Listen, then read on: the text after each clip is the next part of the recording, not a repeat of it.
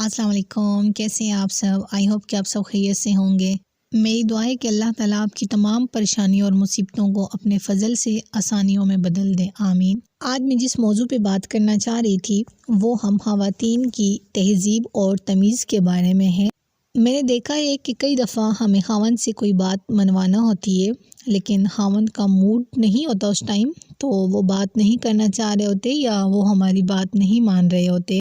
लेकिन हम करते क्या हैं कि हर हाल में हमें उसी वक्त वो चीज़ चाहिए होती है, हम लड़ झगड़ लेते हैं और जिसका नुकसान ये होता है कि बहुत छोटी सी बात कभी अक्सर बतंगड़ बन जाता है और कई दफ़ा तो ख़ावंद इतनी सख्त बात कर देते हैं कि दोबारा उस मौजू पे बात करना मुमकिन ही नहीं होता।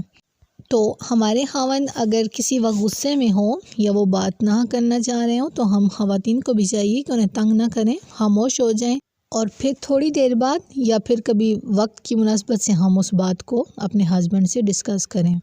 इसी से रिलेटेड मैं एक वाक़या पढ़ रही थी तो मैंने सोचा कि मैं आप लोगों से भी शेयर कर दूं कि नेक बीवियां किस तरह अपने ख़ावंदों का साथ देती हैं और उन्हें नेकी की तरफ कैसे राग़िब करती हैं। लेकिन मैं चाहूँगी कि वाक़या को मैं ज़रा मुख्तसर बयान करूँ।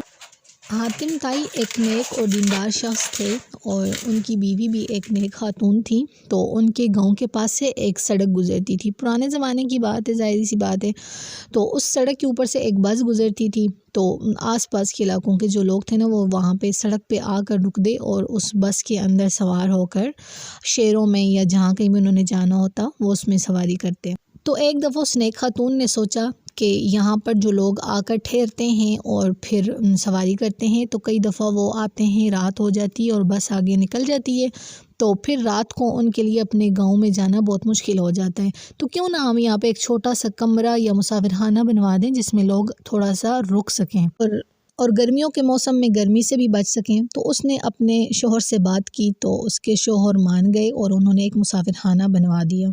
फिर कुछ टाइम बाद उन्हें ख़याल आया कि क्यों ना हम यहाँ पे जो मुसाफिर होते हैं उनके लिए चाय पानी का भी बंदोबस्त कर दें। तो उन्होंने अपने ख़ावंद से बात की और उन्होंने चाय पानी का बंदोबस्त भी कर दिया। अब जो भी शख्स वहाँ पे चाय पानी पीता तो उन्हें दुआ तो ज़रूर देता। इसी तरह कुछ टाइम बाद उनके जहन में ये ख्याल आया कि अल्लाह का दिया वो हमारे पास बहुत कुछ है, क्यों ना हम इनके लिए खाने का भी इंतज़ाम कर दें। तो इसी तरह उन्होंने अपने ख़ावंद से बात की कि यहाँ पर जो मुसाफिर रहते हैं हम उनके लिए खाने का इंतज़ाम करते हैं। तो उनके ख़ावंद मान गए और उन्होंने खाने का भी इंतज़ाम कर दिया और वहाँ पे लंगर पकने लगा।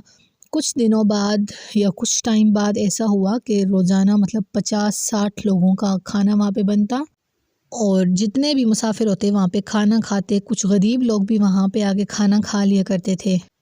तो अब कुछ लोग होते हैं ना, उन्हें दूसरे बंदे की नेकी से भी जलन हो रही होती है या फिर वो हसद करते हैं, या फिर कुछ लोग ऐसे होते हैं जो दोस्ती की रूप पे ना अपना हसद निकालते हैं। तो अब उनके ख़ावंद के पास कुछ लोग आए और उन्होंने कहा कि आपकी बीवी तो बहुत ज़्यादा फजूल खर्च हैं और यहाँ पे रोज़ाना 50-60 आदमियों का खाना बन रहा है और सारे लोग खाना खा के जाते हैं, तो इस तरह तो आपकी वो सारी जमा पूंजी उड़ा देगी। तो हम आपको मशवरा देंगे कि आप जो है तो इस खाने को बंद कर दें। आप बंद करना चाहें तो ना करें तो भी कोई बात नहीं, लेकिन आप बंद कर दें तो आपके लिए बेहतर होगा। तो अब उन्होंने उनकी बात मानते हुए उसको खाने को बंद कर दिया और कहा कि चलिए चाय पानी जो मुसाफिरों को मिलता है वो उन्हें नहीं दीजिए और खाना बंद कर देते हैं। अब ये बात जब उनकी बीवी को पता चली तो उन्हें बहुत दुख हुआ, सदमा हुआ, लेकिन वो बोली नहीं, खामोश हो गई और वक्त का इंतज़ार करने लगी कि मैं वक्त की मुनासबत से उनसे बात करूँगी। 4-5 दिन गुजरने के बाद जब उनके ख़ावंद घर आए तो वो खामोशी से बैठी हुई थी, कुछ सोच रही थी। तो ख़ावंद ने कहा कि आप क्यों खामोश बैठी हुई हैं? तो उन्होंने कहा कि मेरा दिल थोड़ा सा घबरा रहा है, मेरा मूड सही नहीं है, तो क्यों ना हम अपने खेतों पे चलें जहाँ पे कुआं भी लगा हुआ है, बागात हैं और हमारी फसलें हैं, तो हम अपने खेतों पे चलते हैं। तो ख़ावंद ने कहा क्यों नहीं, ज़रूर चलते हैं, और वो दोनों इसी तरह अपने बाग में चले गए। अब बाग में जाके थोड़ी देर तो वो इधर उधर घूमी या उन्होंने जिस तरह भी एंजॉय करना था एंजॉय किया और उसके बाद वो अपने कुएं के पास आकर बैठ गईं। अब थोड़ी देर बाद उसके ख़ावंद आए, उन्होंने कहा कि चलें घर चलते हैं, देर हो रही है। तो इन्होंने कहा ठीक है चलते हैं, लेकिन वो वहीं पे बैठी रहीं پھر تھوڑی دیر بعد ان کے خاوند نے کہا کہ چلو گھر چلتے ہیں، تو انہوں نے کہا ٹھیک ہے، لیکن پھر بھی وہ نہیں اٹھی۔ پھر تھوڑی دیر بعد تیسری مرتبہ ان کے خاوند نے کہا کہ چلو گھر چلتے ہیں، تو انہوں نے کہا ٹھیک ہے چلتے ہیں، لیکن پھر بھی وہ نہیں اٹھی۔ اب ان کے خاوند کو تشویش ہوئی، انہوں نے کہا کیا بات ہے، آپ کیوں نہیں اٹھ رہی، گھر کیوں نہیں جانا چاہ رہی؟ تو اس خاتون نے کہا کہ میں سوچ رہی ہوں کہ اس کنویں میں سے بار بار لوگ مشکیزیں بھر بھر کے نکال رہے ہیں، تو اس میں سے تو پانی ختم ہو جائے گا۔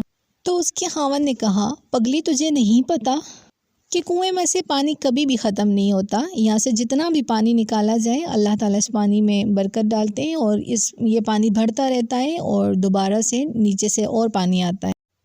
تو انہوں نے کہا اچھا ایسا ہی ہے؟ تو اس کے خاوند نے کہا ہاں، کیوں تمہیں نہیں معلوم اس بارے میں؟ تو اس کے خاوند نے کہا کہ پگلی یہ اللہ تعالیٰ کا نظام ایسا ہی ہے، یہاں سے جتنا نکلے گا اتنا زیادہ اس میں پانی بڑھتا رہے گا۔ تو اب نا اس عقل مند عورت نے موقع کی مناسبت سے بات کی اور کہا کہ اچھا تو اسی طرح اللہ تعالیٰ نے بھی نا ہمیں ایک نیکیوں کا کنواں دیا تھا اور لوگ اس میں سے مشکیزیں بھر کے لے جا رہے تھے، تو آپ کو کیوں یہ ڈر ہو گیا تھا کہ یہ اس کنویں میں سے ہم پانی ختم ہو جائے گا یا ہماری نیکیاں ختم ہو جائیں گی؟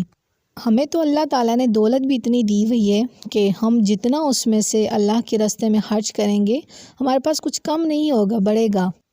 تو اس کے خاوند نے کہا کہ تو نے میرے دل کو قائل کر لیا ہے اور یہ میری غلطی تھی کہ میں نے یہ کیا۔